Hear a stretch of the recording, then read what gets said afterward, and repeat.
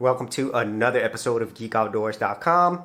So today I'm going to be talking about something that is highly debated in the whole world of videography and specifically filmmaking, and that is 24 frames per second versus 60 frames per second. Now, this is a subject that I didn't really know anything about because before my main camera was this, my smartphone, and then after that I got a quote-unquote real camera with my Panasonic G85. And ever since then, I'm learning a lot more about this whole world of videography and filmmaking, and I'm still learning to this day.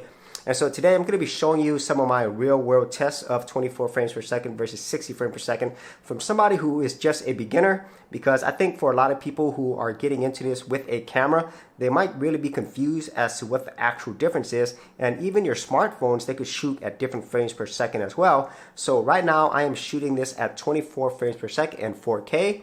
And then I'm going to show you 60 frames per second. However, my camera can only do that at 1080p. So there will be a difference in terms of the look and the resolution, because with my 4K, it is at a higher resolution. However, it crops or zooms in. And then at 60 frames per second, it is at a lower resolution, but it's not cropped, so it's going to zoom out. So let's go ahead and check out the differences between the two different frames. And so now I'm shooting this at 60 frames per second at 1080p. And so if you're watching this on a computer monitor, or better yet, a television, you should notice a difference between the two, because at 60 frames per second, the motion is better. It probably looks a little bit clearer. And at the same time, it has this whole home video soap opera effect. And I'll go ahead and explain that later once we show more comparisons between 24 frames per second versus 60 frames per second. Okay, so now I'm outdoors. Right now, I'm currently shooting this at 60 frames per second. So I'm not sure if you're able to tell, but the motion should be better whenever you're at 60 frames per second, because obviously there are more frames to work with. So let's go ahead and look at this at 24 frames per second. And so now I'm shooting this at 24 frames per second. So hopefully you'll be able to tell that things are just a little bit slower in the background, because we're obviously working with less frames.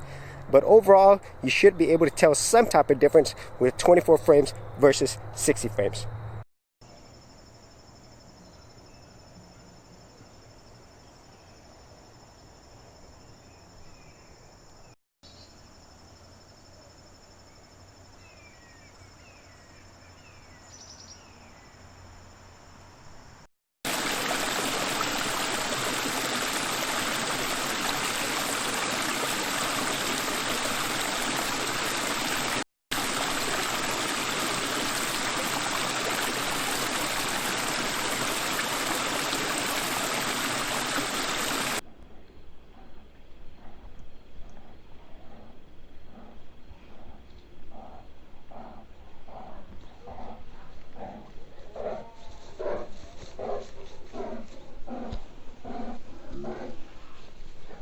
For fast website hosting and top-notch customer service and features, check out Siteground, the preferred service used at GeekOutdoors.com.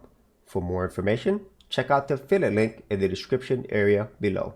And so now that you've seen some samples of 24 frames per second versus 60 frames per second, I'm going to give you my general explanation of why there's such a distinct difference between the two, especially when it comes to the visual look. So 20 frames per second was a standard set by the film industry way back in the days after black and white cinema. Now, this was done for many technical reasons, but in general, 24 frames per second is the closest to human vision. So that's why whenever you watch a movie and then you go out in the real world, it looks very similar.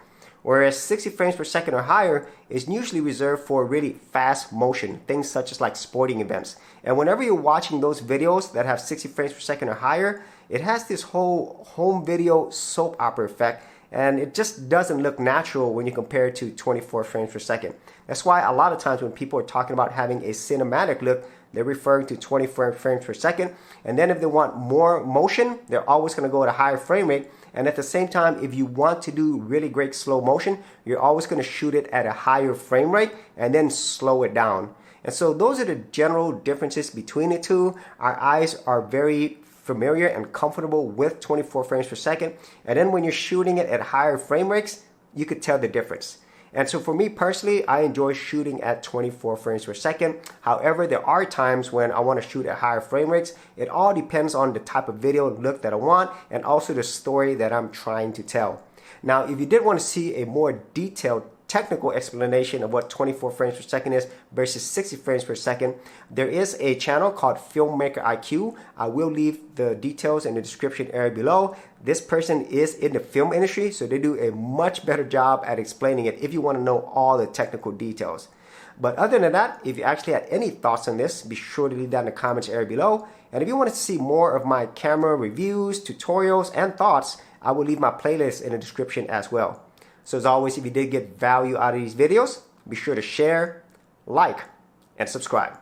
Hey geeks, if you are a creative geek like me and you wanted to learn how to create content on YouTube and other places on the internet, then check out my Gold Content Creators group, where you'll get access to 30 videos plus additional content for all the creative geeks out there.